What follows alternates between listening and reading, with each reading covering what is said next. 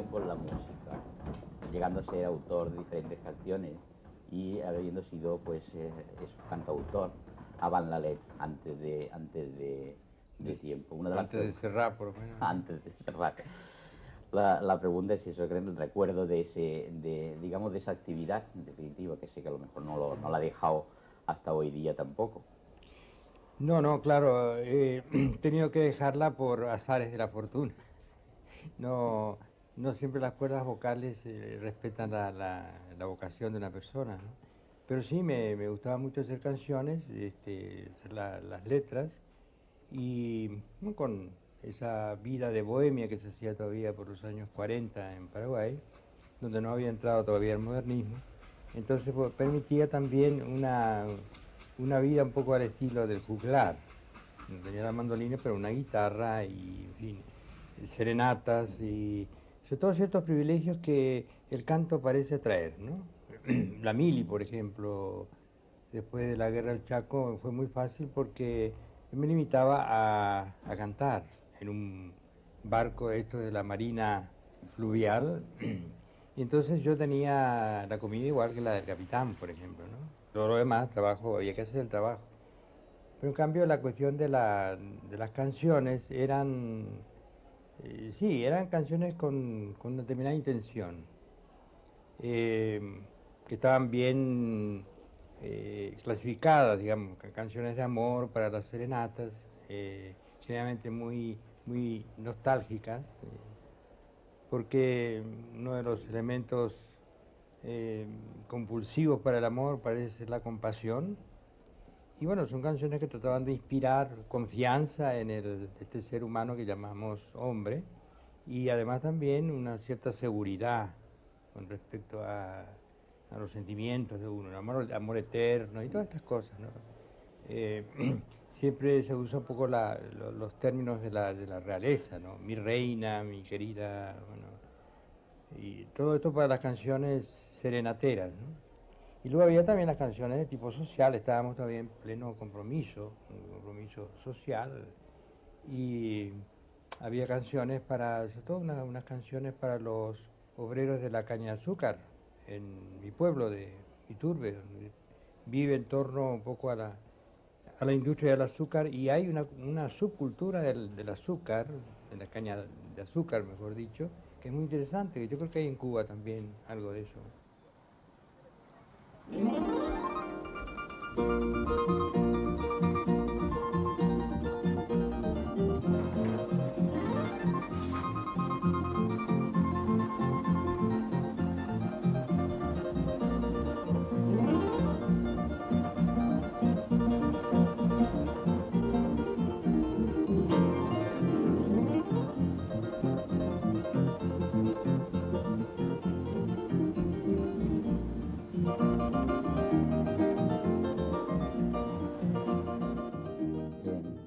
En uno de sus libros, Hijo de Hombre, hay Miguel Vera, el protagonista, en su viaje desde el pueblo de origen hacia Asunción, en un trayecto, para una parte del trayecto, al subir otra vez al tren que ha de conducirlo hasta Asunción, pierde un zapato. Y no hace mucho, usted mencionó precisamente esa escena muy de pasada, en definitiva, esa pérdida del zapato y ese personaje o esa persona, en definitiva, que tiene, evidentemente tiene mucho que ver con su vida. ¿Podría hablarnos digamos, de esta anécdota literarizada o esta literatura o esta imagen dentro de la literatura? Sí, bueno, es una anécdota de viaje porque yo venía por primera vez a la capital para iniciar la escuela primero, el colegio, eran 10 años creo. Era la primera vez que abandonaba este pueblecito mío natal y me habían comprado un par de zapatos, estos con suela de crepe, muy caliente, además queda muy prieto, muy chico, ¿no? De manera que fue una guerra para calzarme estos zapatos. Y fue entonces cuando yo me acordaba mucho de las alpargatas de don Gaspar, que es la anécdota que contaba, que nunca usó el par completo, ¿no? Usaba primero una de las zapatillas y cuando éstas se convertían en una ruina se ponía la otra. Era la manera que él tenía de prolongar la vida de una cosa que era útil para él, ¿no? Entonces ahí en ese momento sentí nostalgia por las zapatillas de don Gaspar, porque finalmente llegué a Asunción con el par de zapatos al hombro, así acá, me los puse mucho después.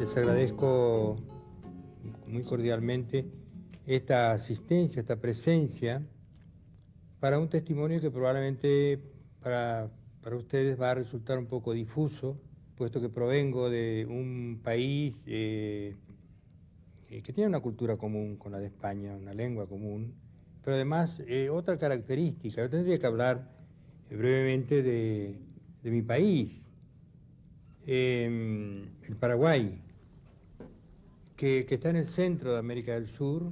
Es un país de naturaleza selvática, no diría silvestre. El primer recuerdo realmente que yo tengo de aquellos años de mi infancia en esta especie de lugar selvático, de pueblo muy, muy modesto, muy humilde, muy primitivo, con gente que no hablaba el idioma español en su mayor parte, sino esta lengua de origen indígena, que es el guaraní, y que es evidentemente la lengua de comunicación popular en todo el país. Pero es un país de destino muy desdichado. Ha habido siempre a través de grandes vicisitudes, sufrido grandes infortunios. En el Paraguay es este país de unos 500.000 kilómetros cuadrados y actualmente con una población de no más de 5 millones de habitantes, ha tenido acontecimientos muy, muy tremendos a lo largo de su historia, guerras internacionales, como por ejemplo una tremenda guerra entre los años 1864 y 70, 6 años que devastaron por completo el país y que dejó prácticamente existente solamente un segmento muy pequeño de la población femenina. No quedaron hombres. Es un país devastado a sangre y fuego por una guerra que duró 5 años y que evidentemente constituyó una sangría muy tremenda y que también, por supuesto, influyó negativamente sobre su evolución en el plano cultural, en el plano político, en el plano social. Provengo de este país, soy en cierto modo hecho con su carne y con su espíritu, y he tratado de honrarlo en lo que he podido siempre a través de mi trabajo literario y de la palabra, que es una palabra portadora de emociones, de recuerdos, también de convicciones muy profundas, con respecto no ya solamente a la población de mi país, sino a la condición humana en general. Creo que esta es la base, el impulso central que domina y que me ayuda a construir mi obra literaria. Y bueno, este personaje un poco extraño, que soy yo mismo, que he recorrido caminos, países, culturas, lenguas, literaturas, está aquí con ustedes tratando de contarles brevemente lo que puede ser el núcleo mismo de mi vida, en relación con una obra. La vida de un escritor generalmente importa poco, importa lo que haya podido surgir de esta vida a través de su obra.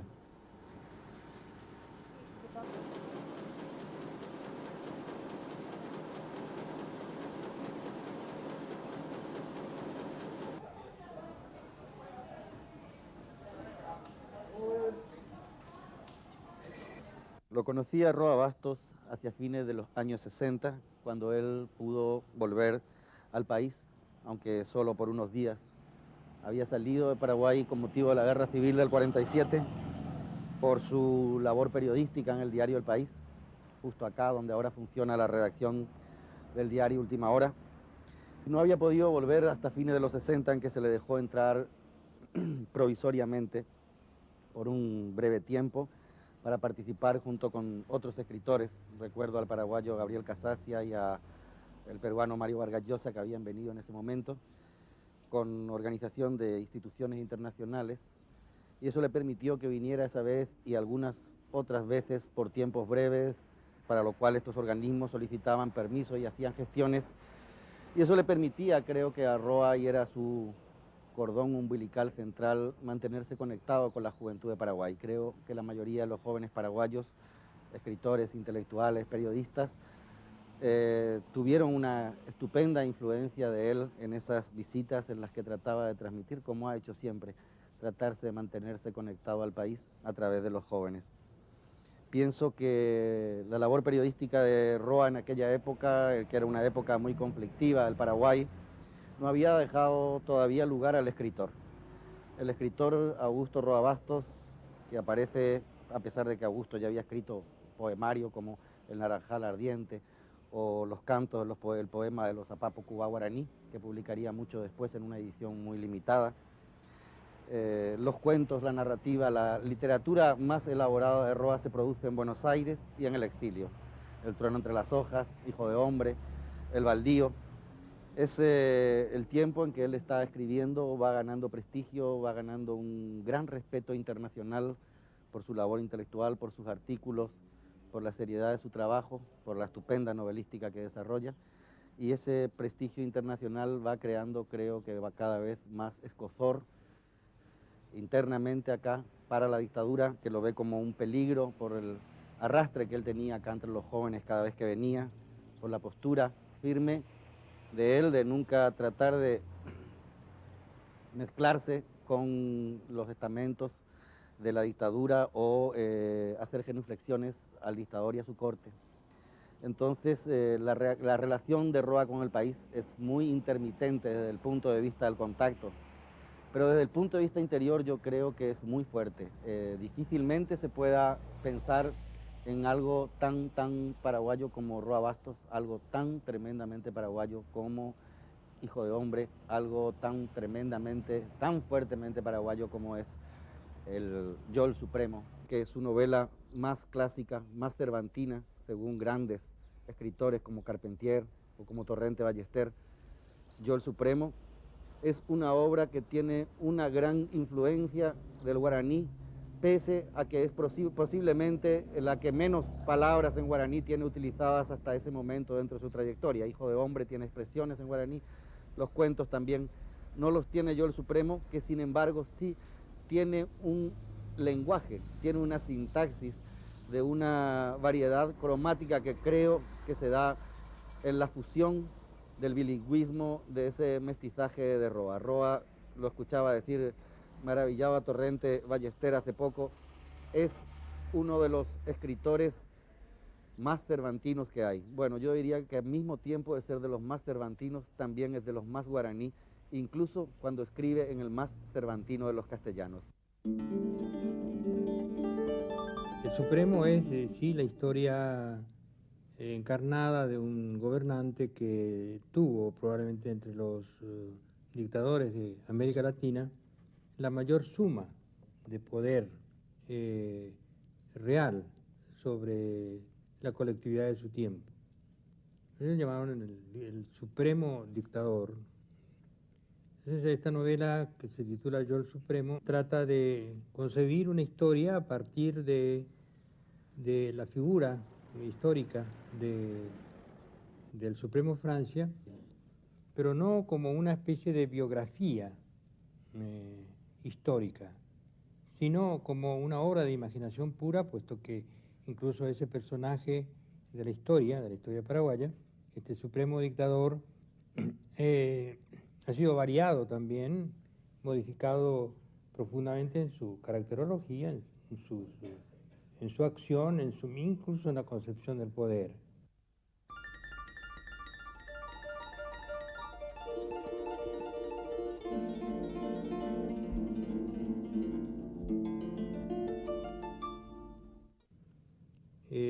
Paraguay, después de aquella catástrofe del siglo pasado, en que quedó totalmente devastado, como les contaba al principio, tuvo otra guerra internacional, la primera guerra internacional, digamos, moderna, que se produjo en América Latina, con tanques de guerra, en fin, con entonces, aviación, cañones supermodernos, etcétera, etcétera, que fue la guerra del Paraguay con otro país, el de Bolivia, y cuyos orígenes realmente fueron terriblemente perversos para ambos países.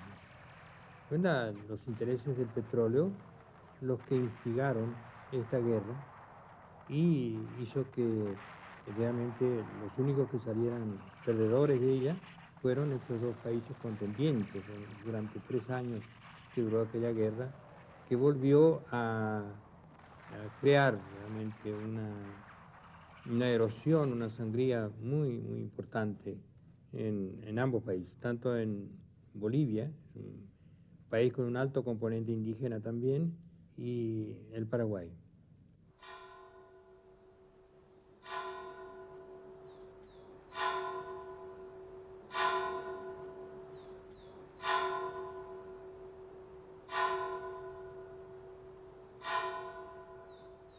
Yo creo también que los pueblos son, a su modo, intérpretes de un destino colectivo.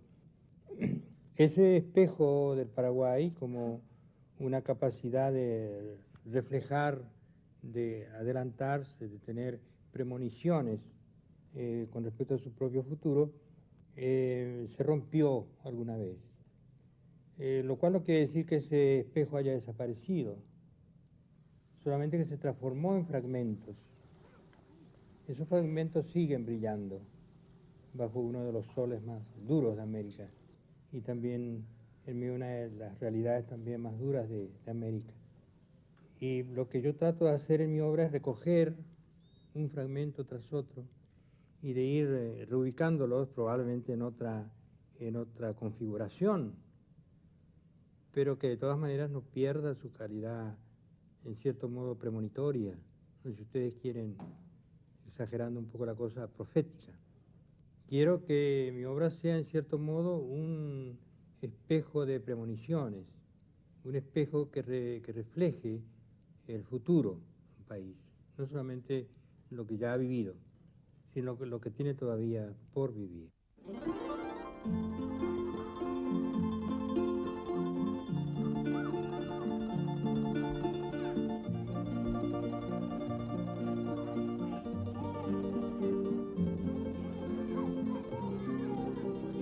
Contravida es la historia también de un pequeño ser, un anciano, un hombrecito, que cree que no haber nacido.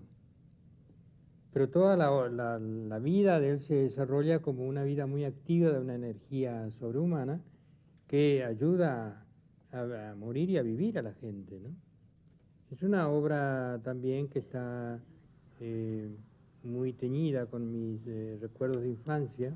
El personaje central de esta obra es un hombrecito que yo conocí, que incluso era de este pueblo natal mío, ¿no?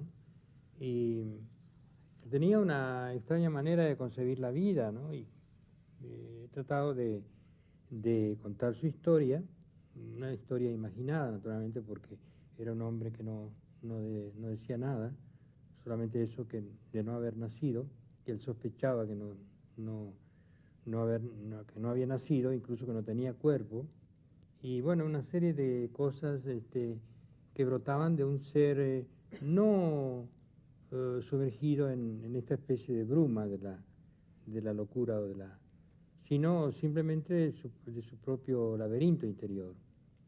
Esta es una novela que es una recorrida, una trayectoria a la inversa, que es un poco una de las formas de construir mis historias, ¿no?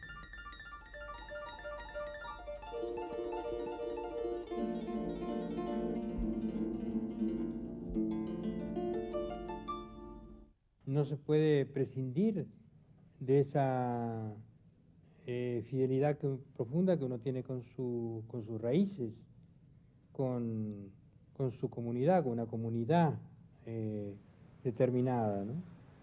Hay características muy peculiares que hacen de un país, de un pueblo, como de un individuo también, seres muy especiales. Evidentemente, yo como escritor siento que estoy saturado por esa pasión no solamente de conocimiento de mi propio país, sino del reconocimiento que también hago de ese país, ¿no? Pero evidentemente en la obra literaria lo que uno proyecta, por lo menos lo que yo trato de proyectar, es el núcleo de esta realidad hacia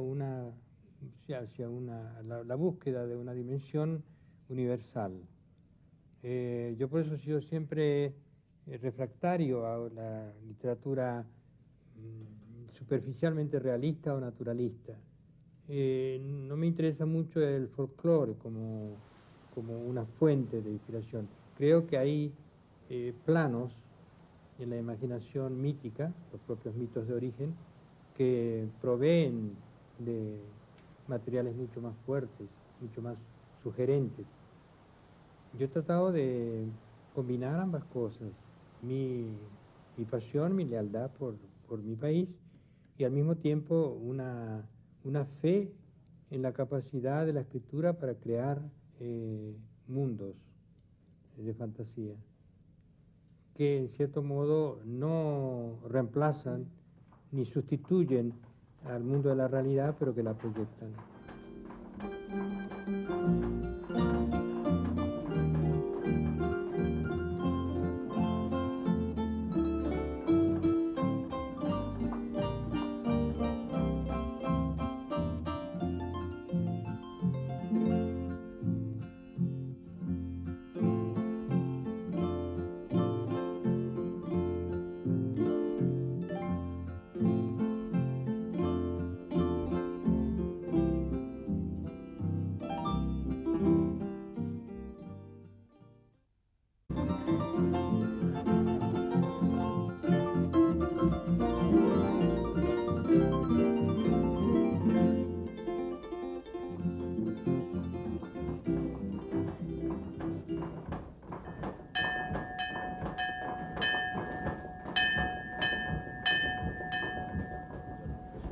Con la música, llegando a ser autor de diferentes canciones y habiendo sido pues es cantautor avant la lettre, antes de tiempo. Antes de Serrat, por lo menos. Antes de Serrat.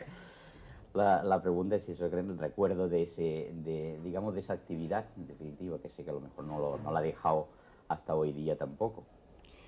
No, claro, he tenido que dejarla por azares de la fortuna. No siempre las cuerdas vocales respetan la vocación de una persona. Y había canciones sobre todo unas canciones para los obreros de la caña de azúcar en mi pueblo de Iturbe, donde vive en torno un poco a la industria del azúcar, y hay una subcultura del azúcar, de la caña de azúcar, mejor dicho, que es muy interesante. Yo creo que hay en Cuba también algo de eso.